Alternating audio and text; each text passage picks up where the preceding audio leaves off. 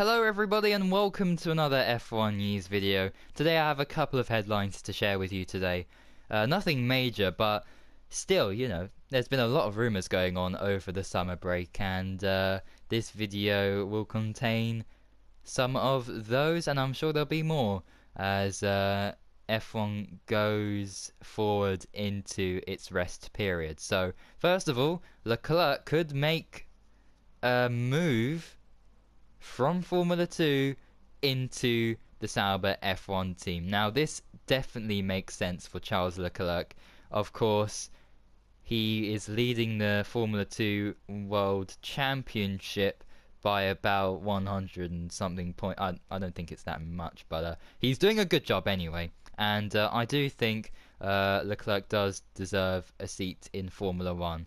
I don't think he deserves a top team like some people are suggesting he'll replace Raikkonen. I just don't see that coming, as I said in yesterday's video. But I do believe Leclerc will be in Formula 1 in 2018. But what team will that be? So if I don't think it will be Ferrari, there's only a few backmarker teams really that he could possibly slot into, and one of those being Sauber. Now, if he were to go in Sauber, I believe Marcus Ericsson will get the boot and he will be fired, and Leclerc will jump on board. But the thing is, Ericsson brings in crucial sponsorship money that Sauber needs. So unfortunately, I do also think that Wehrlein could possibly be the one to take the sacking and Ericsson would stay, even though most people are confident when they say that Wehrlein is much faster than Ericsson, because Wehrlein has done an incredible job with all those injuries he's had this year to still get those 5 points for Sauber whilst Ericsson is still at 0 is it just says it all really. Next we have an interview from the boss of Toro Rosso, and his name is Toast. Yes, Toast. And he says Kvyat needs to curb emotional driving. So what he's saying is Kvyat, he's putting all into the first corner. It's just going all wrong basically. He crashed out everybody in Austria, and he took his teammate out in Britain, although that was kind of 50-50. But I think if he were to think, okay, let me just let my teammate through and I'll get him later on in the race. But unfortunately, Kvyat's just going for lap 1. Crazy F1 2016 online lobby moves that are not working out for him. And currently, I really do see Pierre Gasly getting his seat. And, well, what's going to happen to Sainz? Well, I think he'll stay on for Toro Rosso for another year. Because, well, Renault, which he was rumoured to go in, is now looking more likely to be Kubica or Roland to take that seat, and not Carlos Sainz Jr. Although he likes to be called Carlos Sainz. Our next headline is something Raikkonen has said. Kimi Raikkonen has said that he's proved to everybody that he still has the pace, and, well, it's true.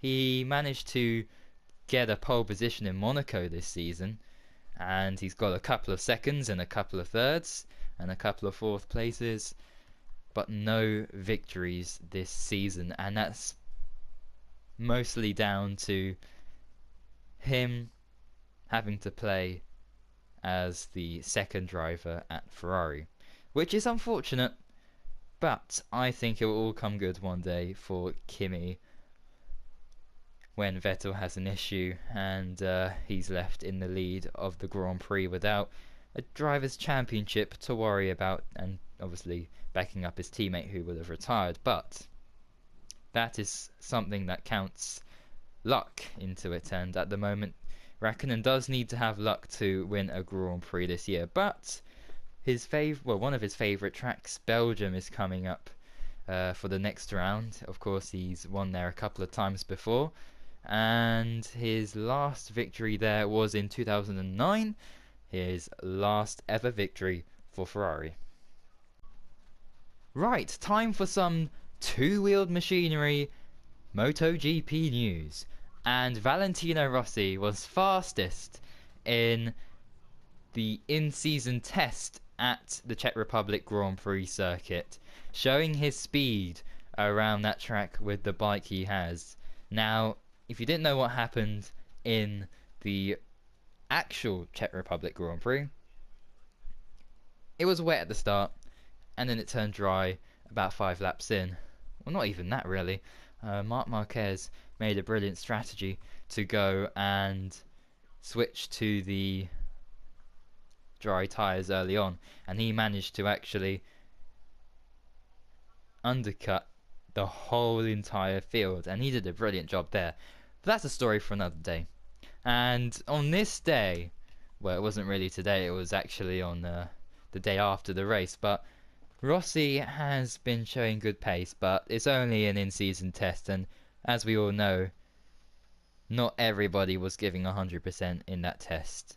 Well, today there haven't been that many headlines. It's mainly been drivers and teams just putting some rumours here and there and saying what they can do. Hulkenberg also said that Kubica's test was quite impressive. So it's all encouraging for Kubica to take that seat, but we'll just have to wait and find out what happens there.